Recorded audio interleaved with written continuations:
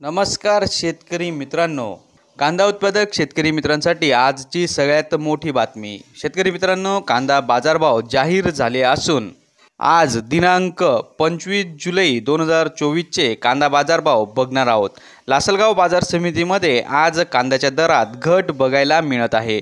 लासलगाव बाजार समितीमध्ये आज 150 ते 100 रुपयाची घट बघायला मिळत आहे। चला तर बघूया लासलगाव बाजार समिती कांद्याचे बाजारभाव। आज लासलगाव बाजार समितीमध्ये 4500 क्विंटल उन्हाळी कांद्याची आवक दाखल झाली होती।